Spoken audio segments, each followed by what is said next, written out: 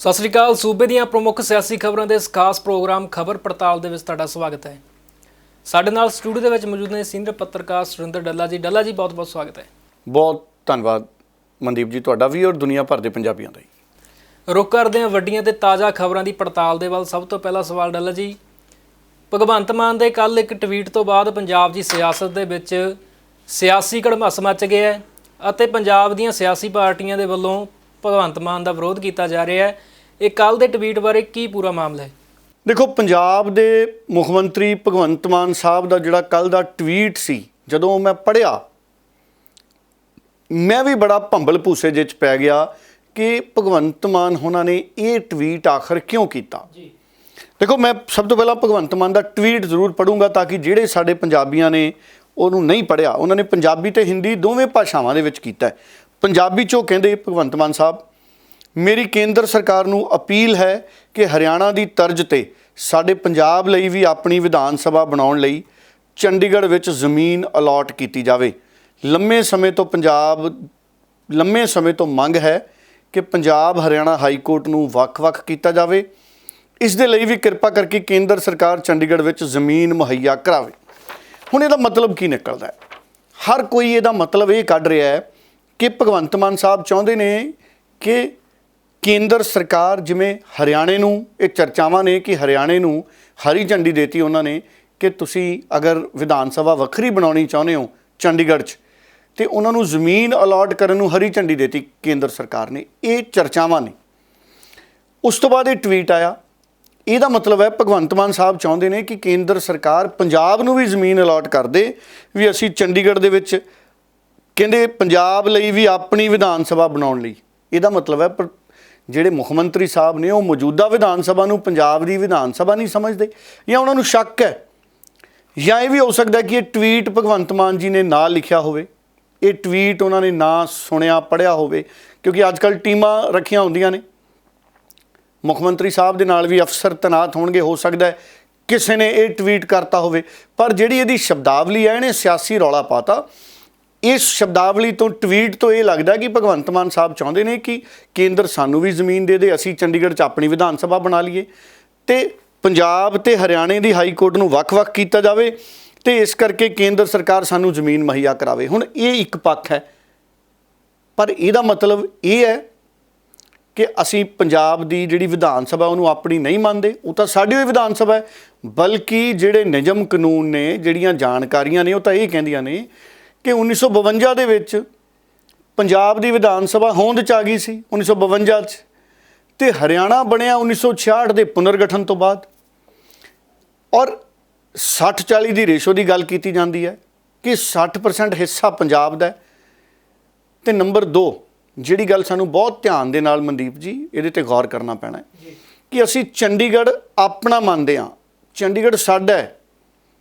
ਔਰ ਜਦੋਂ ਇਹ ਬਣੀ ਰਾਜਧਾਨੀ ਹਰਿਆਣਾ, ਇਹ ਟੈਂਪਰੇਰੀ ਰਾਜਧਾਨੀ ਸੀ ਇੱਕ ਤਰੀਕੇ ਨਾਲ ਸਾਂਝੀ, ਹਰਿਆਣੇ ਦੀ ਪੱਕੀ ਰਾਜਧਾਨੀ ਨਹੀਂ ਸੀ। ਪਰ ਹੌਲੀ ਹੌਲੀ ਕਿਉਂਕਿ ਸਰਕਾਰਾਂ ਨੇ ਇਹਦੇ 'ਤੇ ਧਿਆਨ ਨਹੀਂ ਦਿੱਤਾ, ਨਾ ਪੰਜਾਬ ਦੀਆਂ ਸਰਕਾਰਾਂ ਨੇ ਧਿਆਨ ਦਿੱਤਾ, ਨਾ ਕੇਂਦਰ ਵਾਲਿਆਂ ਨੇ ਇਨਸਾਫ ਕੀਤਾ, ਅਤੇ ਹੁਣ ਇਹ ਬਣ ਗਿਆ, ਸਾਂਝੀ ਰਾਜਧਾਨੀ ਬਣ ਗਈ ਹਰਿਆਣਾ। ਪਰ ਵਿਧਾਨ ਸਭਾ ਤਾਂ ਪੰਜਾਬ ਦੀ ਹੈ, ਚੰਡੀਗੜ੍ਹ ਪੰਜਾਬ ਦਾ ਹੈ। ਔਰ ਅਸੀਂ ਕੇਂਦਰ ਨੂੰ ਇਹ ਸਮਝਾ ਹੀ ਨਹੀਂ ਸਕੇ ਵੀ ਭਾਈ ਸਾਡਾ ਹੱਕ ਹੈ, ਸਾਨੂੰ ਦਿਓ। ਅਤੇ ਫਿਰ ਭਗਵੰਤ ਮਾਨ ਸਾਹਿਬ ਨੇ ਸਪੈਸ਼ਲ ਸੈਸ਼ਨ ਬੁਲਾ ਕੇ ਜਿਹੜਾ ਮਤਾ ਰੱਖਿਆ ਸੀ ਵਿਧਾਨ ਸਭਾ ਦੇ ਵਿੱਚ ਵੀ ਅਸੀਂ ਕਿਸੇ ਕੀਮਤ 'ਤੇ ਚੰਡੀਗੜ੍ਹ ਜਾਣ ਨਹੀਂ ਦੇਣਾ, ਚੰਡੀਗੜ੍ਹ 'ਤੇ ਪੰਜਾਬ ਦਾ ਹੀ ਹੱਕ ਹੈ। ਫਿਰ ਭਗਵੰਤ ਮਾਨ ਸਾਹਿਬ, ਜੇ ਆਪਣਾ ਹੱਕ ਹੈ ਚੰਡੀਗੜ੍ਹ 'ਤੇ, ਫਿਰ ਆਪਾਂ ਜ਼ਮੀਨ ਕਿਉਂ ਮੰਗਣੀ ਹੈ? ਸਗੋਂ ਦੀ ਆਪਾਂ ਕੇਂਦਰ ਨੂੰ ਇਹ ਬੇਨਤੀਆਂ ਕਰੀਏ, ਜਿਵੇਂ ਸੁਖਪਾਲ ਖਹਿਰਾ ਨੇ ਵੀ ਕਿਹਾ, ਆਪਾਂ ਕੇਂਦਰ ਨੂੰ ਇਹ ਬੇਨਤੀਆਂ ਕਰੀਏ ਵੀ ਤੁਸੀਂ ਵੱਖਰੀ ਵਿਧਾਨ ਸਭਾ ਬਣਾਉਣ ਲਈ ਹਰਿਆਣੇ ਨੂੰ ਚੰਡੀਗੜ੍ਹ 'ਚ ਜ਼ਮੀਨ ਨਾ ਦਿਓ। ਜੇ ਹਰਿਆਣੇ ਨੇ ਵਿਧਾਨ ਸਭਾ ਚੰਡੀਗੜ੍ਹ 'ਚ ਹੀ ਬਣਾ ਲਈ, ਅਤੇ ਫਿਰ ਆਪਾਂ ਚੰਡੀਗੜ੍ਹ ਪੂਰੇ ਰੂਪ 'ਚ ਕਿਵੇਂ ਲਵਾਂਗੇ? ਜੇ ਅਗਲਿਆਂ ਦੀ ਵਿਧਾਨ ਸਭਾ ਹੀ ਬਣ ਗਈ, ਵੈਸੇ ਹੀ ਉਹ 40% ਹਿੱਸੇਦਾਰ ਨੇ ਇਸ ਵਕਤ ਚੰਡੀਗੜ੍ਹ ਦੇ ਵਿੱਚ। ਸੋ ਇਸ ਕਰਕੇ ਜਿਹੜੀ 60-40 ਦੀ ਰੇਸ਼ੋ ਹੈ ਉਹਦੇ ਹਿਸਾਬ ਨਾਲ, ਹਾਲਾਂਕਿ ਇਸ ਮਸਲੇ ਦੇ ਉੱਤੇ ਕਾਨੂੰਨੀ ਨਜ਼ਰੀਏ ਵੀ ਵੱਖ-ਵੱਖ ਹੋ ਸਕਦੇ ਨੇ, ਪਰ ਭਾਵਨਾ ਪੂਰੇ ਪੰਜਾਬ ਦੀ ਇਹੀ ਹੈ ਕਿ ਸਾਨੂੰ ਪੰਜਾਬ ਨੂੰ ਚੰਡੀਗੜ੍ਹ ਚਾਹੀਦਾ ਹੈ। ਔਰ ਭਗਵੰਤ ਮਾਨ ਸਾਹਿਬ ਤੁਸੀਂ ਚੰਡੀਗੜ੍ਹ ਪੰਜਾਬ ਨੂੰ ਲੈਣ ਲਈ ਦੱਸੋ ਹੁਣ ਤੱਕ ਕੀ ਕੀਤਾ? ਤੁਸੀਂ ਮਤਾ ਪਾਸ ਕੀਤਾ ਸੀ ਅਪ੍ਰੈਲ ਦੇ ਪਹਿਲੇ ਦਿਨਾਂ 'ਚ, ਉਸ ਤੋਂ ਬਾਅਦ ਕੀ ਕੀਤਾ ਹੁਣ ਤੱਕ? ਕੀ ਚੰਡੀਗੜ੍ਹ ਪੰਜਾਬ ਨੂੰ ਦਿਵਾਉਣ ਲਈ ਕੋਈ ਧਰਨਾ ਮਾਰਿਆ? ਕੁਝ ਸਾਰੀਆਂ ਪਾਰਟੀਆਂ ਨੂੰ ਲੈ ਕੇ ਤੁਸੀਂ ਦਿੱਲੀ ਗਏ ਹੋ? ਜਾਂ ਜਿਵੇਂ ਪੁਰਾਣੇ ਸਮੇਂ 'ਚ ਇੱਕ ਵਾਰ ਪ੍ਰਕਾਸ਼ ਸਿੰਘ ਬਾਦਲ ਨੇ ਵੀ ਮਤਾ ਪਾਸ ਕਰਤਾ ਸੀ, ਮਤੇ ਪਾਸ ਕਰਨ ਨਾਲ ਕੁਝ ਨਹੀਂ ਹੋਣਾ। ਸੋ ਜਿਹੜਾ ਵਿਧਾਨ ਸਭਾ ਹੈ, ਇਹ ਸਿਆਸੀ ਰੋਟੀ ਸੇਕਣ ਲਈ ਕਈ ਵਾਰੀ ਸੈਸ਼ਨ ਨੇ ਨਾ ਜਿਹੜੇ, ਇਹ ਕਈ ਵਾਰੀ ਸਿਆਸੀ ਰੋਟੀ ਸੇਕਣ ਲਈ ਨਜ਼ਰ ਆਉਂਦੇ ਨੇ ਕਈ ਵਾਰੀ। ਸੋ ਵਿਧਾਨ ਸਭਾ ਦੇ ਸੈਸ਼ਨ 'ਚ ਜੇ ਕੋਈ ਮਤੇ ਪਾਸ ਕੀਤੇ ਨੇ ਤੇ ਉਹਨਾਂ ਤੇ ਅਮਲ ਕਰਦੇ ਵੀ ਨਜ਼ਰ ਆਓ। ਭਗਵੰਤ ਮਾਨ ਸਾਹਿਬ ਇਸ ਪਾਸੇ ਵਧੋ ਅੱਗੇ। ਸੰਗਰੂਰ ਦੀ ਹਾਰ ਐਵੇਂ ਨਹੀਂ ਹੋਈ। ਸੰਗਰੂਰ ਦੀ ਹਾਰ ਪਿੱਛੇ ਬਹੁਤ ਸਾਰੇ ਫੈਕਟਰ ਨੇ, ਕਿਉਂਕਿ ਉਹ ਚੀਜ਼ਾਂ ਨਜ਼ਰ ਨਹੀਂ ਆ ਰਹੀਆਂ ਜਿਹੜੀਆਂ ਨਜ਼ਰ ਆਉਣੀਆਂ ਚਾਹੀਦੀਆਂ ਸੀ। ਦੇਖੋ ਸਾਰੇ ਪੰਜਾਬੀ ਤੁਹਾਡੇ ਨਾਲ ਨੇ, ਤੁਹਾਡੇ ਤੋਂ ਵੱਧ ਇਮਾਨਦਾਰ ਮੁੱਖ ਮੰਤਰੀ ਨਹੀਂ ਪੰਜਾਬ 'ਚ ਆਇਆ। ਮੈਂ ਤਾਂ ਇਹੀ ਕਹੂੰਗਾ ਵੀ ਨੰਬਰ 1 ਹੈ ਅੱਜ ਤੱਕ ਦਾ ਇਮਾਨਦਾਰ ਮੁੱਖ ਮੰਤਰੀ। ਜੇ ਫਿਰ ਵੀ ਅਸੀਂ ਦੁਚਿੱਤੀ ਵਾਲੀ ਸਥਿਤੀ 'ਚ ਚਲੇ ਜਾਈਏ ਤੇ ਫਿਰ ਇਹ ਮਸਲੇ ਹੱਲ ਨਹੀਂ ਹੋਣੇ। ਹੁਣ ਸੁਖਪਾਲ ਖਹਿਰਾ ਨੇ ਬੜਾ ਸਪਸ਼ਟ ਸਟੈਂਡ ਇਹਦੇ ਤੇ ਲਿਆ। ਸੁਖਪਾਲ ਖਹਿਰਾ ਕਹਿੰਦੇ ਭਗਵੰਤ ਮਾਨ ਜੀ ਤੁਹਾਡਾ ਟਵੀਟ ਪੜ੍ਹ ਕੇ ਬਹੁਤ ਦੁੱਖ ਹੋਇਆ, ਜਿੱਥੇ ਤੁਸੀਂ ਕੇਂਦਰ ਕੋਲੋਂ ਚੰਡੀਗੜ੍ਹ ਵਿਖੇ ਹਾਈ ਕੋਰਟ ਤੇ ਵਿਧਾਨ ਸਭਾ ਲਈ ਜ਼ਮੀਨ ਮੰਗ ਕੇ ਆਪ ਹੀ ਚੰਡੀਗੜ੍ਹ ਉੱਪਰ ਆਪਣਾ ਦਾਅਵਾ ਕਮਜ਼ੋਰ ਕਰ ਰਹੇ ਹੋ। ਚੰਡੀਗੜ੍ਹ ਸਾਡਾ ਹੈ ਤੇ ਤੁਹਾਨੂੰ ਕੇਂਦਰ ਵੱਲੋਂ ਹਰਿਆਣਾ ਨੂੰ ਨਵੀਂ ਵਿਧਾਨ ਸਭਾ ਲਈ ਜ਼ਮੀਨ ਦਿੱਤੇ ਜਾਣ ਦਾ ਸਖਤ ਵਿਰੋਧ ਕਰਨਾ ਚਾਹੀਦਾ। ਹੁਣ ਸੁਖਪਾਲ ਖਹਿਰਾ ਨੇ ਬੜਾ ਕਲੀਅਰ ਲਾਈਨ ਲਈ ਹੈ ਇਹਦੇ ਤੇ, ਔਰ ਬਹੁਤ ਸਾਰੀਆਂ ਪੋਲੀਟੀਕਲ ਪਾਰਟੀਆਂ ਵਿਰੋਧੀ ਧਿਰਾਂ ਵਾਲੀਆਂ ਨੇ ਲਈ ਹੈ ਕਲੀਅਰ ਲਾਈਨ, ਪੰਜਾਬੀਆਂ ਨੇ ਲਈ ਹੈ ਕਲੀਅਰ ਲਾਈਨ। ਉਹ ਕਹਿੰਦੇ ਕਿ ਭਗਵੰਤ ਮਾਨ ਸਾਹਿਬ ਤੁਹਾਨੂੰ ਵਿਰੋਧ ਕਰਨਾ ਚਾਹੀਦਾ। ਸੋ ਮੈਨੂੰ ਇਹ ਲੱਗਦਾ ਕਿਤੇ ਨਾ ਕਿਤੇ ਭਗਵੰਤ ਮਾਨ ਸਾਹਿਬ ਦੁਚਿੱਤੀ ਦੀ ਸਥਿਤੀ 'ਚ ਹੈ। ਮੈਨੂੰ ਲੱਗਦਾ ਜਿਹੜੇ ਉਹਨਾਂ ਦੀ ਸਲਾਹਕਾਰਾਂ ਦੀ ਟੀਮ ਹੈ ਸ਼ਾਇਦ ਚੰਗੀ ਤਰ੍ਹਾਂ ਨਾਲ ਜਿਹੜੇ ਵੱਖ-ਵੱਖ ਮਸਲੇ ਨੇ ਉਹਨਾਂ ਦੀ ਸਲਾਹ ਉਹਨਾਂ ਕੋਲੇ ਨਹੀਂ ਪੁੱਜ ਰਹੀ ਹੋਣੀ। ਜਿਹੜੇ ਸਿਆਸੀ ਸਲਾਹਕਾਰ ਨੇ, ਮੈਂ ਕੋਈ ਪੱਤਰਕਾਰ ਭਾਈਚਾਰੇ ਨਾਲ ਜੁੜੇ ਜਿਹੜੇ ਸਲਾਹਕਾਰ ਹੈ ਮੈਂ ਉਹਨਾਂ ਦੀ ਗੱਲ ਨਹੀਂ ਕਰ ਰਿਹਾ। ਜਿਹੜੇ ਸਿਆਸੀ ਸਲਾਹਕਾਰ ਹੈ ਕੋਈ ਦੰਦੇ ਹੋਣਗੇ ਜਾਂ ਉਹਨਾਂ ਦੀ ਪਾਰਟੀ ਦੇ ਜਿਹੜੇ ਹੋਰ ਲੀਡਰ ਨੇ ਜਾਂ ਫਿਰ ਦਿੱਲੀ ਦੇ ਜਿਹੜੇ ਲੀਡਰ ਨੇ ਆਮ ਆਦਮੀ ਪਾਰਟੀ ਦੇ, ਉਹ ਇਸ ਗੱਲ ਨੂੰ ਸਮਝ ਨਹੀਂ ਪਾ ਰਹੇ। ਉਂਝ ਤਾਂ ਦਿੱਲੀ ਦੇ ਕਾਂਗਰਸ ਵਾਲੇ ਵੀ ਕਦੀ ਨਹੀਂ ਸਮਝੇ ਤੇ ਦਿੱਲੀ ਦੇ ਬੀਜੇਪੀ ਵਾਲੇ ਕਦੀ ਵੀ ਨਹੀਂ ਸਮਝੇ ਕਿ ਚੰਡੀਗੜ੍ਹ ਨੂੰ ਲੈ ਕੇ ਪੰਜਾਬ ਦੀ ਭਾਵਨਾ ਕੀ ਹੈ। ਸੋ ਇਸ ਕਰਕੇ ਇਹ ਮਸਲਾ ਜਿਹੜਾ ਬਹੁਤ ਵਿਵਾਦਿਤ ਹੋ ਗਿਆ ਨਵੇਂ ਸਿਰੇ ਤੋਂ, ਔਰ ਮੈਨੂੰ ਇਹ ਲੱਗਦਾ ਹੈ ਇਹਦੇ ਨਾਲ ਭਗਵੰਤ ਮਾਨ ਸਾਹਿਬ ਆਪਣੀ ਪੋਜੀਸ਼ਨ ਕਮਜ਼ੋਰ ਕਰਦੇ ਨਜ਼ਰ ਆ ਰਹੇ ਨੇ। ਸੋ ਉਹਨਾਂ ਨੂੰ ਪਾਸ ਕੀਤੇ ਮਤੇ ਤੇ ਖੜਨਾ ਚਾਹੀਦਾ। ਨਵਜੋਤ ਸਿੰਘ ਸਿੱਧੂ ਲਗਾਤਾਰ ਮਨਦੀਪ ਜੀ ਇਸ ਸਟੈਂਡ ਤੇ ਰਿਹਾ ਕਿ ਅਸੀਂ ਚੰਡੀਗੜ੍ਹ ਪੰਜਾਬ ਨੂੰ ਹਰ ਹਾਲਤ 'ਚ ਲੈ ਕੇ ਦੇਣਾ ਹੈ। ਗੱਲ ਇਕੱਲੇ ਨਵਜੋਤ ਸਿੰਘ ਸਿੱਧੂ ਦੀ ਨਹੀਂ, ਹਰ ਪੰਜਾਬੀ ਉਹ ਚਾਹੁੰਦਾ ਕਿ ਚੰਡੀਗੜ੍ਹ ਪੰਜਾਬ ਨੂੰ ਮਿਲੇ ਤੇ ਉਹਦੇ ਲਈ ਭਗਵੰਤ ਮਾਨ ਸਾਹਿਬ ਕੋਈ ਕਰਮ ਕਰਦੇ ਨਜ਼ਰ ਆਓ। ਪਤਾ ਲੱਗੇ ਵੀ ਤੁਸੀਂ ਕੋਈ ਅੰਦੋਲਨ ਛੇੜਿਆ, ਜਿਵੇਂ ਕੇਜਰੀਵਾਲ ਕੰਬਲ ਲੈ ਕੇ ਸੜਕਾਂ ਤੇ ਪੈ ਗਏ ਸੀ, ਉਸ ਤਰ੍ਹਾਂ ਦਾ ਕੋਈ ਅੰਦੋਲਨ ਛੇੜੋ ਤਾਂ ਕਿ ਦੁਨੀਆ ਨੂੰ ਪਤਾ ਲੱਗੇ ਕਿ ਚੰਡੀਗੜ੍ਹ ਦੀ ਭਾਵਨਾ ਪੰਜਾਬ ਦੇ ਨਾਲ ਕੀ ਹੈ। ਔਰ ਬੀਜੇਪੀ ਨੂੰ ਵੀ, ਜਿਹੜੇ ਪੰਜਾਬ ਦੇ ਬੀਜੇਪੀ ਦੇ ਲੀਡਰ ਨੇ ਉਹ ਵੀ ਮਾਨਯੋਗ ਪ੍ਰਧਾਨ ਮੰਤਰੀ ਸਾਹਿਬ ਕੋਲੇ, ਗ੍ਰਹਿ ਮੰਤਰੀ ਸਾਹਿਬ ਕੋਲੇ ਜਾਣ ਔਰ ਪ੍ਰਧਾਨ ਮੰਤਰੀ ਸਾਹਿਬ ਨੂੰ ਸਮਝਾਉਣ ਕਿ ਇਹ ਸਾਡੇ ਲਈ ਚੰਡੀਗੜ੍ਹ ਕਿਉਂ ਇੰਨਾ ਜ਼ਿਆਦਾ ਜ਼ਰੂਰੀ ਹੈ। ਕਿਸਾਨ ਅੰਦੋਲਨ ਅਗਰ ਦੇਸ਼ ਦੇ ਪ੍ਰਧਾਨ ਮੰਤਰੀ ਕਿਸਾਨ ਅੰਦੋਲਨ ਤੋਂ ਬਾਅਦ ਕਾਨੂੰਨ ਵਾਪਸ ਲੈ ਸਕਦੇ ਨੇ, ਗੱਲ ਸਿਰਫ ਇਹੀ ਹੈ ਕਿ ਪੰਜਾਬ ਦੀ ਬੀਜੇਪੀ ਵੀ ਆਪਣੀ ਜ਼ਿੰਮੇਵਾਰੀ ਅੱਗੇ ਵੱਧ ਕੇ ਨਿਭਾਏ ਔਰ ਚੰਗੀ ਤਰ੍ਹਾਂ ਨਾਲ ਜਿਹੜੀ ਗੱਲ ਹੈ ਉਹ ਦੇਸ਼ ਦੀ ਕੇਂਦਰ ਦੀ ਸਰਕਾਰ ਨੂੰ ਸਮਝਾਈ ਜਾਵੇ। ਸੋ ਬੀਜੇਪੀ ਦੇ ਲੀਡਰਾਂ ਦੀ ਵੀ ਕੋਈ ਬਹੁਤ ਵੱਡੀ ਪਹਿਲ ਕਦਮੀ ਚੰਡੀਗੜ੍ਹ ਪੰਜਾਬ ਨੂੰ ਦਿਵਾਉਣ ਲਈ ਕਦੀ ਨਜ਼ਰ ਨਹੀਂ ਆਈ ਮਨਦੀਪ ਜੀ। ਇੱਥੇ ਉਹਨਾਂ ਵੱਲੋਂ ਵੀ ਕਰਨੀ ਚਾਹੀਦੀ ਹੈ ਇਹ ਪਹਿਲ ਕਦਮੀ ਜੀ। ਉਹ ਤਾਂ ਡੱਲਾ ਜੀ, ਡਾਕਟਰ ਧਰਮਵੀਰ ਗਾਂਧੀ ਦੇ ਸੱਦੇ ਦੇ ਉੱਪਰ ਮੱਤੇਵਾੜਾ ਦੇ ਵਿੱਚ ਵੀ ਅੱਜ ਭਾਰੀ ਇਕੱਠ ਹੋਣ ਦੀ ਸੰਭਾਵਨਾ ਹੈ ਤੇ ਸੁਖਪਾਲ ਖਹਿਰੇ ਦੇ ਵੀ ਇਸ ਦਾ ਸਮਰਥਨ ਕਰ ਦਿੱਤਾ ਹੈ। ਮੱਤੇਵਾੜੇ ਦੇ ਜੰਗਲਾਂ ਦਾ ਪੂਰਾ ਮਾਮਲਾ ਕੀ ਹੈ? ਦੇਖੋ, ਮੱਤੇਵਾੜੇ ਦੇ ਜੰਗਲਾਂ ਦਾ ਮਾਮਲਾ ਵੀ ਬਹੁਤ ਅਹਿਮ ਹੈ। ਔਰ ਇਸ ਤੋਂ ਪਹਿਲਾਂ ਇਹ ਸਵਾਲ ਮੈਂ ਤੁਹਾਡਾ ਲੈਣਾ, ਇਸ ਤੋਂ ਪਹਿਲਾਂ ਜਿਹੜਾ ਮਸਲਾ ਸੀ ਭਗਵੰਤ ਮਾਨ ਸਾਹਿਬ ਦੇ ਟਵੀਟ ਦਾ, ਚੰਡੀਗੜ੍ਹ ਵਾਲਾ, ਜ਼ਮੀਨ ਵਾਲਾ, ਅਕਾਲੀ ਦਲ ਨੇ ਵੀ ਬਹੁਤ ਸਖਤ ਪ੍ਰਤੀਕਰਮ ਦਿੱਤਾ ਹੈ ਔਰ ਅਕਾਲੀ ਦਲ ਨੇ ਵੀ ਕਿਹਾ ਕਿ ਭਗਵੰਤ ਮਾਨ ਉਹਨਾਂ ਨੂੰ ਚੰਡੀਗੜ੍ਹ ਤੇ ਜਿਹੜਾ ਪੰਜਾਬ ਦਾ ਦਾਅਵਾ ਹੈ ਉਹਨੂੰ ਕਮਜ਼ੋਰ ਨਹੀਂ ਪੈਣ ਦੇਣਾ ਚਾਹੀਦਾ। ਔਰ ਉਹਨਾਂ ਦੇ ਬੜੇ ਬੁਲਾਰੇ ਨੇ, ਬੜੇ ਤੇਜ਼ ਤਰਾਰ ਬੁਲਾਰੇ ਨੇ, ਐਡਵੋਕੇਟ ਵੀ ਨੇ, ਅਰਸ਼ਦੀਪ ਸਿੰਘ ਕਲੇਰ। ਮੈਂ ਉਹਨਾਂ ਨੂੰ ਕੱਲ੍ਹ ਟੈਲੀਵਿਜ਼ਨ ਤੇ ਸੁਣ ਰਿਹਾ ਸੀ, ਉਹਨਾਂ ਨੇ ਬੜੇ ਜ਼ੋਰਦਾਰ ਤਰਕ ਇੱਕ ਟੈਲੀਵਿਜ਼ਨ ਡਿਬੇਟ ਦੇ ਵਿੱਚ ਦੱਸੇ ਕਿ ਕਿਉਂ ਪੰਜਾਬ ਦਾ ਵੱਡਾ ਦਾਅਵਾ ਬਣਦਾ ਚੰਡੀਗੜ੍ਹ ਦੇ ਉੱਤੇ। ਔਰ ਉਹਨਾਂ ਨੇ ਇਹ ਵੀ ਕਿਹਾ, ਔਰ ਕਾਂਗਰਸ ਦੇ ਬੁਲਾਰੇ ਸੀ ਇੱਕ ਅਰਸ਼ਦੀਪ ਖੜਿਆਲ, ਉਹਨਾਂ ਨੇ ਵੀ ਇਹ ਦੋਨਾਂ ਨੇ ਇਹ ਗੱਲ ਰੱਖੀ ਕਿ ਕੇਂਦਰ ਨੂੰ ਪੰਜਾਬ ਨੂੰ ਕੌਨਫੀਡੈਂਸ 'ਚ ਲੈਣਾ ਚਾਹੀਦਾ ਸੀ ਹਰਿਆਣੇ ਨੂੰ ਅਗਰ ਕੋਈ ਵਿਧਾਨ ਸਭਾ ਦੀ ਜ਼ਮੀਨ ਬਾਰੇ ਹਰੀ ਝੰਡੀ ਦੇਣੀ ਹੈ। ਸੋ ਇਹ ਦੋਨੇ ਕਾਨੂੰਨੀ ਮਾਹਰ ਨੇ ਉਹਨਾਂ ਨੇ ਬੜੇ ਚੰਗੇ ਤਰੀਕੇ ਨਾਲ ਤਰਕ ਜਿਹੜੇ ਨੇ ਉਹ ਪੰਜਾਬ ਵਾਲੇ ਪਾਸੇ ਰੱਖੇ। ਸੋ ਆਮ ਆਦਮੀ ਪਾਰਟੀ ਨੂੰ ਵੀ ਖੁੱਲ੍ਹ ਕੇ ਮੈਨੂੰ ਲੱਗਦਾ ਹੈ ਚੰਡੀਗੜ੍ਹ ਦੇ ਮਸਲੇ ਦੇ ਉੱਤੇ ਆਪਣੀ ਆਵਾਜ਼ ਬੁਲੰਦ ਕਰਨੀ ਚਾਹੀਦੀ ਹੈ। ਔਰ ਜਿਹੜਾ ਤੁਸੀਂ ਮੱਤੇਵਾੜਾ ਵਾਲੀ ਗੱਲ ਕਰਦੇ ਹੋ, ਦੇਖੋ ਪਹਿਲਾਂ ਹੀ ਆਮ ਆਦਮੀ ਪਾਰਟੀ ਦੇ ਵਿਰੋਧੀ ਧਿਰਾਂ ਵੱਡੇ ਸਵਾਲ ਚੱਕ ਰਹੀਆਂ ਨੇ ਕਿ ਜਦੋਂ ਕੈਪਟਨ ਰਾਜ ਦੇ ਵਿੱਚ ਇਹ ਗੱਲ ਤੁਰੀ ਕਿ ਮੱਤੇਵਾੜਾ ਦੇ ਜੰਗਲਾਂ ਦੇ ਵਿੱਚ ਟੈਕਸਟਾਈਲ ਪਾਰਕ ਜਾਂ ਏਕੀਕ੍ਰਿਤ ਟੈਕਸਟਾਈਲ ਪਾਰਕ ਜਾਂ ਅਪੈਰਲ ਪਾਰਕ ਸਥਾਪਿਤ ਕੀਤਾ ਜਾ ਰਿਹਾ ਹੈ, ਤੇ ਭਗਵੰਤ ਮਾਨ ਸਾਹਿਬ ਔਰ ਪੂਰੀ ਆਮ ਆਦਮੀ ਪਾਰਟੀ ਨੇ ਦੱਬ ਕੇ ਵਿਰੋਧ ਕੀਤਾ ਸੀ। ਹੁਣ ਸੋਸ਼ਲ ਮੀਡੀਆ ਤੇ ਮੈਂ ਦੇਖਦਾ, ਸੋਸ਼ਲ ਮੀਡੀਆ ਤੇ ਭਗਵੰਤ ਮਾਨ ਜੀ ਦਾ ਪੁਰਾਣਾ ਬਿਆਨ ਜਿਹਦੇ 'ਚ ਉਹ ਇਹਨਾਂ ਟੈਕਸਟਾਈਲ ਪਾਰਕਾਂ ਦਾ ਵਿਰੋਧ ਕਰਦੇ ਨੇ, ਤੇ ਵਿਧਾਨ ਸਭਾ ਦੇ ਵਿੱਚ ਉਹਨਾਂ ਦਾ ਉਹ ਬਿਆਨ ਕਿ ਅਸੀਂ ਮਨਜ਼ੂਰੀ ਦਿੱਤੀ ਹੈ, ਅਸੀਂ 1000 ਏਕੜ ਦੀ ਜਿਹੜੀ ਲੈਂਡ ਅਕਵਾਇਰ ਕਰਨੀ ਸੀ, ਅਸੀਂ 957.39 ਏਕੜ ਜ਼ਮੀਨ ਪੰਜਾਬ ਸਰਕਾਰ ਅਕਵਾਇਰ ਕਰ ਚੁੱਕੀ ਹੈ, ਤੇ ਬਾਕੀ ਰਹਿੰਦੀ ਜ਼ਮੀਨ ਵੀ ਜਲਦ ਅਕਵਾਇਰ ਕੀਤੀ ਜਾਵੇਗੀ। ਭਾਵ ਵਿਧਾਨ ਸਭਾ ਦੇ ਸੈਸ਼ਨ 'ਚ ਭਗਵੰਤ ਮਾਨ ਸਾਹਿਬ ਦੱਸਦੇ ਨੇ, ਸਹਿਮਤੀ ਦਿੰਦੇ ਨੇ ਇਸ ਪ੍ਰੋਜੈਕਟ ਨੂੰ। ਔਰ ਦੇਖੋ ਮੈਨੂੰ ਬੜੀ ਸੰਤੁਸ਼ਟੀ ਹੋਈ, ਸੰਤ ਸੀਚੇਵਾਲ ਸਾਹਿਬ ਨੇ ਰਾਜ ਸਭਾ ਦੇ ਮੈਂਬਰ ਦੀ ਸਹੁੰ ਚੱਕੀ ਪਰਸੋਂ, ਉਹਨਾਂ ਨੇ ਨਾਲ ਹੀ ਕਹਿਤਾ ਕਿ ਮੱਤੇਵਾੜਾ ਦੇ ਜੰਗਲਾਂ ਦੇ ਵਿੱਚ ਟੈਕਸਟਾਈਲ ਪਾਰਕ ਦਾ ਜਿਹੜਾ ਮਸਲਾ ਹੈ ਅਸੀਂ ਉਹਦੇ 'ਤੇ ਗ੍ਰੀਨ ਟ੍ਰਿਬਿਊਨਲ ਦੇ ਵਿੱਚ ਡਟ ਕੇ ਪੈਰਵਾਈ ਕਰ ਵੀ ਰਹੇ ਹਾਂ, ਕਰਾਂਗੇ ਵੀ, ਔਰ ਅਸੀਂ ਜੰਗਲ ਨਹੀਂ ਬਰਬਾਦ ਹੋਣ ਦੇਵਾਂਗੇ। ਉਹਨਾਂ ਨੇ ਡਟ ਕੇ ਗੱਲ ਇਹ ਕਹੀ ਪੰਜਾਬ ਦੇ ਹੱਕ ਦੀ।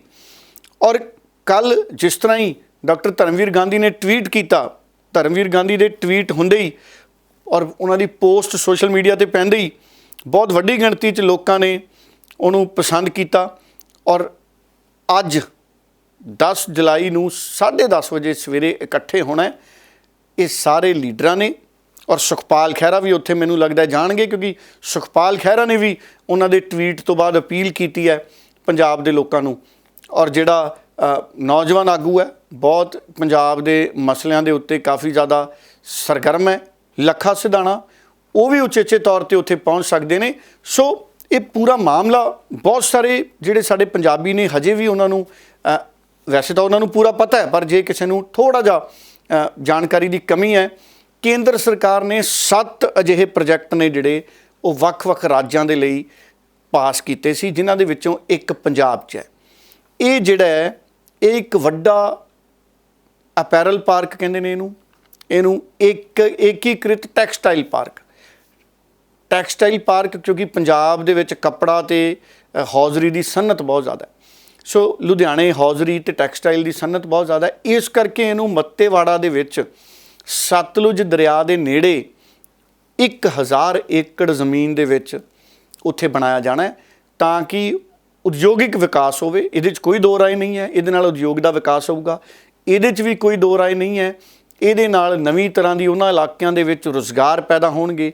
ਪਰ ਸਰਕਾਰਾਂ ਦੀਆਂ ਕਹਿਣੀਆਂ ਤੇ ਕਰਨੀਆਂ 'ਚ ਬਹੁਤੀ ਵਾਰੀ ਆਮ ਲੋਕਾਂ ਨੂੰ ਭਰੋਸਾ ਨਹੀਂ। ਲੋਕ ਇਸ ਗੱਲ ਦਾ ਇਤਰਾਜ਼ ਕਰ ਰਹੇ ਨੇ ਕਿ ਜੰਗਲਾਂ ਹੇਠ ਰਕਬਾ ਪੰਜਾਬ ਦੇ ਵਿੱਚ ਘਟ ਰਿਹਾ, ਔਰ ਜਿਹੜਾ ਮੱਤੇਵਾੜਾ ਦਾ ਜੰਗਲ ਹੈ ਉਹ ਬਹੁਤ ਘਣਾ ਜੰਗਲ ਹੈ ਮਨਦੀਪ ਜੀ, ਔਰ ਉੱਥੇ ਕੁਦਰਤੀ ਜੀਵ ਜੰਤੂ ਪੰਛੀ ਨੇ, ਔਰ ਕੁਦਰਤ ਦਾ ਸੰਤੁਲਨ ਬਣਾ ਕੇ ਰੱਖਣਾ ਦਰਖਤਾਂ ਨਾਲ ਜੰਗਲਾਂ ਨਾਲ ਬਹੁਤ ਜ਼ਰੂਰੀ ਹੈ। ਤੁਸੀਂ ਦੇਖੋ ਇਹ ਵਾਤਾਵਰਨ ਦਾ ਅਸੰਤੁਲਨ ਦੇਖੋ ਕਿ ਹਿਮਾਚਲ ਪ੍ਰਦੇਸ਼ ਦੇ ਵਿੱਚ ਪਹਾੜਾਂ ਦੇ ਵਿੱਚ ਅੱਜ ਕੱਲ੍ਹ ਬੱਦਲ ਫਟਣ ਲੱਗ ਗਏ। ਇਹ ਕੁਝ ਸਾਲ ਪਹਿਲਾਂ ਤੱਕ ਇਹ ਘਟਨਾਵਾਂ ਬਹੁਤ ਸਧਾਰਨ ਨਹੀਂ ਸੀ ਹੁੰਦੀਆਂ, ਕਦੇ ਕਦਾਈ ਹੋਣ ਵਾਲੀ ਘਟਨਾ ਹੁੰਦੀ ਸੀ, ਅਸੀਂ ਕਿਤਾਬਾਂ 'ਚ ਪੜ੍ਹਦੇ ਸੀ ਬੱਦਲ ਫਟਣਾ ਕੀ ਹੁੰਦਾ ਜੀ, ਔਰ ਹੁਣ ਇਹ ਆਮ ਹੀ ਹੋਣ ਲੱਗ ਗਿਆ। ਇੱਕੋ ਥਾਂ 'ਤੇ ਮੀਂਹ ਪੈਂਦਾ ਔਰ ਬਹੁਤ ਤੇਜ਼ ਪਾਣੀ ਦਾ ਵਹਾਅ ਹੋ ਜਾਂਦਾ ਹੈ, ਲੋਕ ਰੁੜ ਜਾਂਦੇ ਨੇ, ਕਾਰਾਂ ਰੁੜ ਜਾਂਦੀਆਂ ਨੇ, ਮਕਾਨ ਢਹਿ ਜਾਂਦੇ ਨੇ, ਔਰ ਜਾਨ ਮਾਲ ਦਾ ਨੁਕਸਾਨ ਹੁੰਦਾ ਹੈ। ਕਿਉਂ? ਕਿਉਂਕਿ ਕੁਦਰਤ ਦਾ ਅਸੰਤੁਲਨ ਪੈਦਾ ਹੋ ਰਿਹਾ ਹੈ। ਤਾਪਮਾਨ ਦੇਖੋ, ਗਰਮੀ 47, 46, 48 ਡਿਗਰੀ ਤੱਕ ਪਹੁੰਚਣ ਲੱਗ ਗਿਆ ਤਾਪਮਾਨ। ਵਾਤਾਵਰਨ ਦਾ ਅਸੰਤੁਲਨ ਪੈਦਾ ਹੋ ਰਿਹਾ ਹੈ। ਇਸੇ ਕਰਕੇ ਜੰਗਲਾਂ ਨੂੰ ਬਚਾ ਕੇ ਰੱਖਣਾ ਬਹੁਤ ਜ਼ਿਆਦਾ ਜ਼ਰੂਰੀ ਹੈ, ਔਰ ਇਸੇ ਕਰਕੇ ਇਹਦਾ ਵਿਰੋਧ ਹੋ ਰਿਹਾ ਵੀ ਸਾਡੇ ਕੋਲੇ ਮਾੜਾ ਮੋਟਾ ਹੀ ਤਾਂ ਜੰਗਲ ਰਹਿ ਗਿਆ, ਇਸ ਜੰਗਲ ਨੂੰ ਛੱਡ ਕੇ ਭਾਈ ਹੋਰ ਕਿਤੇ ਲਾ ਲਓ, 20 ਕਿਲੋਮੀਟਰ ਖੱਬੇ ਨਹੀਂ ਲੱਗਿਆ, 20 ਕਿਲੋਮੀਟਰ ਸੱਜੇ ਲਾ ਲਓ, ਸਾਰਾ ਸ਼ਹਿਰੀ ਇਲਾਕਾ ਹੈ ਜੀ। ਸੋ ਇਸ ਕਰਕੇ ਇਹ ਗੱਲ ਹੈ ਜਿਹੜੀ ਇਹ ਬਹੁਤ ਜ਼ਿਆਦਾ ਵੱਡਾ ਮੁੱਦਾ ਬਣੀ ਹੋਈ ਹੈ, ਔਰ ਡਾਕਟਰ ਧਰਮਵੀਰ ਗਾਂਧੀ ਹਮੇਸ਼ਾ ਪੰਜਾਬ ਦੇ ਮੁੱਦੇ ਚੱਕਦੇ ਨੇ, ਔਰ ਪੰਜਾਬ ਦੇ ਵਿੱਚ ਨਵਜੋਤ ਸਿੰਘ ਸਿੱਧੂ, ਡਾਕਟਰ ਧਰਮਵੀਰ ਗਾਂਧੀ, ਸੁਖਪਾਲ ਖਹਿਰਾ, ਇਹ ਲੀਡਰ ਉਹ ਨੇ ਜਿਨ੍ਹਾਂ ਨੂੰ ਮੈਂ ਪਿਛਲੇ ਸਮਿਆਂ ਦੇ ਵਿੱਚ ਲਗਾਤਾਰ ਦੇਖਦਾ ਕਿ ਜਿਹੜਾ ਪੰਜਾਬ ਨਾਲ ਸੰਬੰਧਿਤ ਮੁੱਦਾ ਹੈ ਉਹਦੇ ਤੋਂ ਇਹ ਪੈਰ ਨਹੀਂ ਪਿੱਛੇ ਕਰਦੇ, ਉਹਦੇ ਤੋਂ ਇਹ ਪੈਰ ਨਹੀਂ ਪਿੱਛੇ ਕਰਦੇ। ਔਰ ਲੱਖਾ ਸਿਧਾਣਾ ਵੀ ਹੁਣ ਨਾਲ ਜੁੜ ਗਿਆ, ਉਹ ਵੀ ਲਗਾਤਾਰ ਪੰਜਾਬ ਦੇ ਇਸ ਤਰੀਕੇ ਦੇ ਮਸਲਿਆਂ ਦੇ ਵਿੱਚ ਮੈਨੂੰ ਕਈ ਵਾਰੀ ਹੁਣ ਨਜ਼ਰ ਆਇਆ। ਬਾਕੀ ਵੇਖਦੇ ਹਾਂ ਜਿਹੜਾ ਇਹ ਅੱਜ ਦਾ ਇਹਨਾਂ ਦਾ ਇਕੱਠ ਹੈ, ਇਹਦੇ ਤੋਂ ਕੀ ਹੋਰ ਸੇਧ ਜਾਂ ਫੈਸਲਾ ਸਾਨੂੰ ਨਜ਼ਰ ਆਉਂਦਾ। ਪਰ ਭਗਵੰਤ ਮਾਨ ਸਾਹਿਬ ਦੀ ਸਰਕਾਰ ਨੂੰ ਬਹੁਤ ਗੰਭੀਰਤਾਪੂਰਵਕ ਇਸ ਮਸਲੇ ਤੇ ਅੱਗੇ ਵਧਣਾ ਚਾਹੀਦਾ, ਕਿਉਂਕਿ ਉਹਨਾਂ ਨੇ ਵਿਰੋਧ ਕੀਤਾ ਸੀ ਕਿਸੇ ਸਮੇਂ। ਹੁਣ ਜਦੋਂ ਹੱਕ ਦੀ ਗੱਲ ਕਰਦੇ ਨੇ ਤੇ ਉਹਦੇ ਨਾਲ ਫਿਰ ਉਹ ਆਪਣੇ ਸਟੈਂਡ ਤੋਂ ਥਿੜਕਦੇ ਨਜ਼ਰ ਆਉਂਦੇ ਨੇ। ਸੋ ਇਸ ਪਾਸੇ ਸੋਚਣ ਦੀ ਲੋੜ ਹੈ। ਸੋ ਡੱਲਾ ਜੀ, ਉਧਰ ਇੱਕ ਕੰਵਰ ਗਰੇਵਾਲ ਦਾ ਗਾਣਾ ਰਿਹਾਈ, ਉਹਦੇ ਤੇ ਵੀ ਪਾਬੰਦੀ ਲਗਾ ਦਿੱਤੀ ਗਈ ਹੈ, ਬੰਦ ਕਰ ਦਿੱਤਾ ਗਿਆ ਗਾਣਾ। ਇਹ ਪੂਰਾ ਮਾਮਲਾ ਕੀ ਹੈ? ਦੇਖੋ, ਕੰਵਰ ਗਰੇਵਾਲ ਸਾਹਿਬ ਦਾ ਗਾਣਾ ਸੀ, ਪੰਜਾਬੀ ਸਿੰਗਰ ਨੇ ਆਪਣੇ ਕੰਵਰ ਗਰੇਵਾਲ, ਉਹਨਾਂ ਦਾ ਗਾਣਾ ਸੀ ਰਿਹਾਈ। ਇਹ YouTube ਤੋਂ ਇਹਨੂੰ ਵੀ ਬੈਨ ਕਰ ਦਿੱਤਾ ਗਿਆ ਔਰ ਭਾਰਤ ਦੇ ਵਿੱਚ ਸਰੋਤੇ ਇਸ ਗਾਣੇ ਨੂੰ ਨਹੀਂ ਦੇਖ ਸਕਣਗੇ। ਜਿਵੇਂ ਸਿੱਧੂ ਮੂਸੇਵਾਲੇ ਦਾ SYL ਗਾਣਾ ਬੈਨ ਕੀਤਾ ਗਿਆ ਸੀ, YouTube ਨੇ ਜਿਹੜਾ ਇਹ ਗਾਣਾ ਬੈਨ ਕੀਤਾ। ਨਿਸ਼ਚਿਤ ਤੌਰ ਦੇ ਉੱਤੇ ਕਿਤੇ ਨਾ ਕਿਤੇ ਸਾਡੇ ਦੇਸ਼ ਦੀਆਂ ਜਿਹੜੀਆਂ ਚੌਕਸੀ ਏਜੰਸੀਆਂ ਨੇ ਉਹ ਵੀ ਇਸ ਤਰੀਕੇ ਦੇ ਪੰਜਾਬੀ ਗਾਇਕਾਂ ਦੇ ਜਿਹੜੇ ਗਾਣੇ ਨੇ ਉਹਨਾਂ ਦੇ ਉੱਤੇ ਨਜ਼ਰ ਰੱਖਦੀਆਂ ਨੇ। ਉਹਨਾਂ ਦਾ ਇਹ ਮੰਨਣਾ ਹੈ ਕਿ ਇਸ ਤਰੀਕੇ ਦੇ ਗਾਣਿਆਂ ਨਾਲ ਕਿਤੇ ਕੋਈ ਜਿਹੜਾ ਤਣਾਅ ਹੈ ਉਹ ਪੈਦਾ ਨਾ ਹੋਵੇ। ਇਹ ਏਜੰਸੀਆਂ ਦੀ ਆਪਣੀ ਸੋਚ ਹੈ। ਔਰ ਦੂਸਰਾ, ਕਿਉਂਕਿ ਇਹਨਾਂ ਗਾਣਿਆਂ ਦੇ ਨਾਲ ਕਿਤੇ ਨਾ ਕਿਤੇ ਕਈ ਵਾਰੀ ਵਿਵਾਦਿਤ ਮੁੱਦੇ ਨੇ ਜਿਹੜੇ ਪੁਰਾਣੇ, ਉਹ ਵੀ ਉੱਭਰਨ ਦਾ ਖਤਰਾ ਏਜੰਸੀਆਂ ਨੂੰ ਲੱਗਦਾ ਹੈ। ਪਰ ਜਿਹੜਾ ਰਿਹਾਈ ਗਾਣਾ ਹੈ ਉਹ ਬੰਦੀ ਸਿੱਖਾਂ ਦੀ ਰਿਹਾਈ ਦੀ ਮੰਗ ਕਰਦਾ ਸੀ। ਔਰ ਬੰਦੀ ਸਿੱਖਾਂ ਦੇ ਮਸਲੇ 'ਚ ਮੈਂ ਅੱਗੇ ਵੀ ਕਹਿਣਾ ਕਿ ਇਸ ਮਸਲੇ ਦੇ ਵਿੱਚ ਸਾਡੇ ਦੇਸ਼ ਦੀ ਮਾਨਯੋਗ ਸੁਪਰੀਮ ਕੋਰਟ ਨੂੰ ਕੋਈ ਕਨਸਟੀਟਿਊਸ਼ਨਲ ਬੈਂਚ ਬਣਾ ਦੇਣਾ ਚਾਹੀਦਾ ਹੈ, ਤਾਂ ਕਿ ਇੱਕ ਫੈਸਲਾ ਆਵੇ ਬੰਦੀ ਸਿੱਖਾਂ ਦੇ ਮਾਮਲਿਆਂ 'ਤੇ। ਔਰ ਸਾਡੇ ਮੁਲਕ 'ਚ ਅਸੀਂ 84 ਝੱਲੀ ਹੈ, 84 ਝੱਲਣ ਤੋਂ ਬਾਅਦ ਅੱਜ ਤੱਕ 84 ਦਾ ਇਨਸਾਫ ਨਹੀਂ ਮੁਕੰਮਲ ਤੌਰ 'ਤੇ ਮਿਲਿਆ। ਸਾਡੇ ਮੁਲਕ ਦੇ ਵਿੱਚ 84 ਦਾ ਇਨਸਾਫ ਅਜੇ ਤੱਕ ਪਿਆ। 84 ਦੇ ਇੰਨੇ ਮਾਮਲੇ ਨੇ ਜਿਹੜੇ ਲਟਕੇ ਪਏ ਨੇ। ਉਹ ਠੀਕ ਹੈ, 2-4 ਦਿਨ ਪਹਿਲਾਂ ਫਿਰ ਕਾਨਪੁਰ ਦੇ ਵਿੱਚ ਅਸੀਂ ਰੇਡ ਦੇਖੀ ਪੁਲਿਸ ਦੀ, ਜਿਹੜੇ ਪੁਰਾਣੇ ਮਾਮਲੇ ਸੀ 84 ਦੇ, ਉਹਦੇ 'ਚ 2 ਲੋਕਾਂ ਨੂੰ ਫਿਰ ਗ੍ਰਿਫਤਾਰ ਕੀਤਾ ਗਿਆ। ਪਰ ਸੈਂਕੜੇ ਮਾਮਲੇ ਨੇ ਜਿਹੜੇ ਦਰਜ ਹੀ ਨਹੀਂ ਹੋਏ। ਔਰ ਜਿਹੜੇ ਮਾਮਲੇ ਅਦਾਲਤਾਂ 'ਚ ਵੀ ਸੀ ਉਹਨਾਂ 'ਚ ਵੀ ਕਿੱਥੇ ਮੁਕੰਮਲ ਇਨਸਾਫ ਹੋਇਆ। ਸੋ ਇਸ ਕਰਕੇ ਜਿਹੜੀ ਸਾਡੀ ਸੁਪਰੀਮ ਕੋਰਟ ਹੈ, ਮੈਨੂੰ ਲੱਗਦਾ ਉਹਨੂੰ ਕਨਸਟੀਟਿਊਸ਼ਨਲ ਬੈਂਚ ਬਣਾ ਦੇਣਾ ਚਾਹੀਦਾ ਹੈ। ਉਧਰ ਸੁਖਬੀਰ ਬਾਦਲ ਨੇ ਵੀ ਕਿਹਾ ਕਿ ਇਹ ਜਿਹੜੀ ਬੋਲਣ ਦੀ ਆਜ਼ਾਦੀ ਆ ਉਹਦੇ ਤੇ ਹਮਲਾ ਹੈ। ਸੁਖਬੀਰ ਬਾਦਲ ਉਹਨਾਂ ਦਾ ਇਹ ਤਰਕ ਹੈ, ਉਹ ਕਹਿੰਦੇ ਵੀ ਮੈਂ ਪਾਰਲੀਮੈਂਟ ਦੇ ਵਿੱਚ ਵੀ ਇਹ ਗੱਲ ਚੱਕੂੰਗਾ ਜਾ ਕੇ। ਉਧਰ ਕੱਲ ਪੰਜਾਬ ਭਰ ਦੇ ਵਿੱਚ ਗੈਂਗਸਟਰਾਂ ਦੇ ਖਿਲਾਫ DGP ਦੀ ਅਗਵਾਈ ਦੇ ਵਿੱਚ ਇੱਕ ਛਾਪੇਮਾਰੀ ਅਭਿਆਨ ਚਲਾਇਆ ਗਿਆ। ਡੱਲਾ ਜੀ, ਇਸ ਦੀ ਮਹੱਤਤਾ ਨੂੰ ਕਿਸ ਤਰ੍ਹਾਂ ਦੇਖਦੇ ਹੋ? ਦੇਖੋ, ਪੰਜਾਬ ਦੇ ਨਵੇਂ ਬਣੇ ਨੇ ਕਾਰਜਕਾਰੀ DGP ਨੇ ਗੌਰਵ ਯਾਦਵ, ਔਰ DGP ਬਣਦੇ ਹੀ ਉਹਨਾਂ ਨੇ ਕੱਲ੍ਹ ਪੰਜਾਬ ਦੇ ਵਿੱਚ ਇੱਕ ਸਰਚ ਅਭਿਆਨ, ਇਹਨੂੰ ਇੱਕ ਖਾਸ ਜਾਗਰੂਕਤਾ ਅਭਿਆਨ ਵੀ ਅਸੀਂ ਕਹਿ ਸਕਦੇ ਹਾਂ ਔਰ ਚੈਕਿੰਗ ਅਭਿਆਨ ਵੀ ਕਹਿ ਸਕਦੇ ਹਾਂ, ਗੈਂਗਸਟਰਾਂ ਦੇ ਖਿਲਾਫ, ਨਸ਼ੇ ਦੇ ਕਾਰੋਬਾਰੀਆਂ ਦੇ ਖਿਲਾਫ। ਔਰ ਪੁਲਿਸ ਨੇ ਬਹੁਤ ਸਾਰੇ ਜਿਹੜੇ ਸ਼ਹਿਰ ਨੇ, 10-12 ਸ਼ਹਿਰਾਂ ਦੇ ਵਿੱਚ ਘੱਟੋ ਘੱਟ ਵੱਡੇ ਅਫਸਰ ਪੁਲਿਸ ਦੇ ਮੌਜੂਦ ਸੀ, ਪੁਲਿਸ ਦੇ ਮੁਲਾਜ਼ਮ ਸੀ। ਉਹਨਾਂ ਸਾਰਿਆਂ ਨੇ ਚੈਕਿੰਗਾਂ ਕੀਤੀਆਂ ਥਾਂ ਥਾਂ 'ਤੇ। ਹੋਟਲ ਚੈੱਕ ਕੀਤੇ ਗਏ, ਮਕਾਨ ਚੈੱਕ ਕੀਤੇ ਗਏ, ਸੁਸਾਇਟੀਆਂ ਚੈੱਕ ਕੀਤੀਆਂ ਗਈਆਂ। ਮੋਹਾਲੀ ਖਰੜ ਦੇ ਨੇੜੇ ਬਹੁਤ ਸਾਰੀਆਂ ਸੁਸਾਇਟੀਆਂ ਚੈੱਕ ਕੀਤੀਆਂ ਗਈਆਂ। ਇਹ ਚੈਕਿੰਗ ਅਭਿਆਨ ਹੈ ਜਿਹੜਾ ਸ਼ੁਰੂ ਕੀਤਾ। ਔਰ ਉਹਨਾਂ ਦਾ ਇਹ ਕਹਿਣਾ ਹੈ ਕਿ ਇਹ ਸੁਨੇਹਾ ਦੇਣ ਦੀ ਕੋਸ਼ਿਸ਼ ਕੀਤੀ ਗਈ ਹੈ ਕਿ ਗੈਂਗਸਟਰ ਪੰਜਾਬ ਛੱਡ ਕੇ ਭੱਜ ਜਾਣ, ਨਸ਼ੇ ਦੇ ਸੌਦਾਗਰ ਪੰਜਾਬ ਛੱਡ ਕੇ ਭੱਜ ਜਾਣ। ਜੇ ਪੰਜਾਬ 'ਚ ਰਹਿਣਾ ਤੇ ਇੱਕ ਕਾਨੂੰਨ ਪਸੰਦ ਨਾਗਰਿਕ ਬਣ ਕੇ ਰਹਿਣਾ ਪਊਗਾ। ਔਰ ਦੂਸਰਾ ਉਹਨਾਂ ਦਾ ਇਹ ਕਹਿਣਾ ਕਿ ਅਸੀਂ ਜਦੋਂ ਚੈਕਿੰਗ ਕੀਤੀ ਤੇ ਪੁਲਿਸ ਦਾ ਰਵੱਈਆ ਬਹੁਤ ਮਿਲਵਰਤਨ ਵਾਲਾ ਰਿਹਾ। ਖਾਸ ਤੌਰ 'ਤੇ ਸਾਰੇ ਮੁਲਾਜ਼ਮਾਂ ਅਫਸਰਾਂ ਨੂੰ ਪ੍ਰੇਰਿਆ ਗਿਆ ਸੀ ਕਿ ਆਮ ਲੋਕਾਂ ਦੇ ਨਾਲ ਅਸੀਂ ਦੋਸਤਾਨਾ ਰਵੱਈਏ ਦੇ ਨਾਲ ਪੇਸ਼ ਆਉਣਾ। ਔਰ ਅਗਰ ਕਿਤੋਂ ਕੋਈ ਵੀ ਸੰਦਿਗਧ ਵਸਤੂ ਬਰਾਮਦ ਹੋਈ ਤੇ ਉਹ ਅਸੀਂ ਕਬਜ਼ੇ 'ਚ ਲਵਾਂਗੇ, ਉਹ ਅਸੀਂ ਫਿਰ ਪੁੱਛਗਿੱਛ ਵੀ ਕਰਾਂਗੇ ਜੇ ਕੋਈ ਸਾਨੂੰ ਸ਼ੱਕੀ ਮਿਲੇ। ਸੋ ਇਹ ਅਭਿਆਨ ਜਿਹੜਾ ਇਸ ਤਰੀਕੇ ਦਾ ਛਿੜਿਆ ਗਿਆ। ਹਾਲਾਂਕਿ ਇਸ ਤੋਂ ਪਹਿਲਾਂ ਵੀ ਮੋਹਾਲੀ ਦੇ ਵਿੱਚ ਕਈ ਵਾਰੀ, ਜਦੋਂ ਦਾ ਸਿੱਧੂ ਮੂਸੇਵਾਲੇ ਦਾ ਮਾਮਲਾ ਆਇਆ ਉਸ ਤੋਂ ਬਾਅਦ ਕਈ ਵਾਰੀ ਉੱਥੇ ਵੱਖ-ਵੱਖ ਰਿਹਾਇਸ਼ੀ ਕਲੋਨੀਆਂ ਦੇ ਉੱਤੇ ਵੀ ਉਹਨਾਂ ਨੇ ਚੈਕਿੰਗ ਕੀਤੀ ਹੈ। ਸੋ ਇਹ ਪੁਲਿਸ, ਜਿਹੜਾ ਪੰਜਾਬ ਪੁਲਿਸ ਦਾ ਇਹ ਅਭਿਆਨ ਸੀ। ਹਾਲਾਂਕਿ ਮੈਂ ਦੇਖ ਰਿਹਾ ਸੀ ਕਿ ਇਹਦੇ 'ਤੇ ਰਾਘਵ ਚੱਡਾ ਜੀ ਨੇ ਵੀ ਟਵੀਟ ਕੀਤਾ, ਆਮ ਆਦਮੀ ਪਾਰਟੀ ਦੇ ਰਾਜ ਸਭਾ ਮੈਂਬਰ ਨੇ, ਔਰ ਪੰਜਾਬ ਸਰਕਾਰ ਦੇ ਜਿਹੜੇ ਕਈ ਪੰਜਾਬ ਸਰਕਾਰ ਦੇ ਨਾਲ ਜੁੜੇ ਜਿਹੜੇ ਸਾਡੇ ਮਾਨਯੋਗ ਮੰਤਰੀ ਨੇ, ਉਹਨਾਂ ਦਾ ਵੀ ਰਿਐਕਸ਼ਨ ਆਇਆ। ਸੋ ਇਹ ਵੇਖਣ ਵਾਲੀ ਗੱਲ ਰਹੂਗੀ ਕਿ ਕਿੰਨੀ ਕੁ ਜਿਹੜੀ ਪੰਜਾਬ ਦੀ ਪੁਲਿਸ ਹੈ ਉਹ ਆਉਂਦੇ ਦਿਨਾਂ 'ਚ ਕਾਮਯਾਬ ਰਹਿੰਦੀ ਹੈ ਨਸ਼ੇ ਨੂੰ ਖ਼ਤਮ ਕਰਨ ਲਈ। ਨਸ਼ੇ ਦਾ ਲੱਕ ਤੋੜਨਾ ਬਹੁਤ ਜ਼ਰੂਰੀ ਹੈ ਔਰ ਗੈਂਗਸਟਰਵਾਦ ਹੈ ਜਿਹੜਾ, ਪਹਿਲੀ ਗੱਲ ਤਾਂ ਇਹ ਪੈਦਾ ਹੀ ਨਹੀਂ ਹੋਣਾ ਚਾਹੀਦਾ। ਇਹ ਸਮਾਜ ਦੇ ਮੱਥੇ ਤੇ ਗੈਂਗਸਟਰਵਾਦ ਕਲੰਕ ਹੈ। ਅਸੀਂ ਇਹਨੂੰ ਪੈਦਾ ਹੋਣ ਤੋਂ ਵੀ ਰੋਕੀਏ ਤੇ ਵਧਣ ਫੁੱਲਣ ਤੋਂ ਵੀ ਰੋਕੀਏ ਔਰ ਸਾਡੇ ਜਿਹੜੇ ਨੌਜਵਾਨ ਨੇ ਉਹਨਾਂ ਨੂੰ ਉਹਨਾਂ ਦੇ ਹੱਕ ਵੀ ਦਈਏ ਤੇ ਉਹਨਾਂ ਨੂੰ ਰੁਜ਼ਗਾਰ ਦਈਏ। ਉਸ ਪਾਸੇ ਅਸੀਂ ਸੋਚੀਏ ਸਾਰੇ ਸਰਕਾਰਾਂ। ਸੋ ਡੱਲਾ ਜੀ ਬਹੁਤ ਬਹੁਤ ਧੰਨਵਾਦ, ਤੁਸੀਂ ਇਹਨਾਂ ਅਹਿਮ ਸਵਾਲਾਂ ਦੀ ਪੜਤਾਲ ਕੀਤੀ ਹੈ। ਸੋ ਦਰਸ਼ਕਾਂ ਤੋਂ ਵੀ ਇਜਾਜ਼ਤ ਲੈਂਦੇ ਹਾਂ। ਬਹੁਤ ਬਹੁਤ ਧੰਨਵਾਦ। ਬਹੁਤ ਧੰਨਵਾਦ ਮਨਦੀਪ ਜੀ।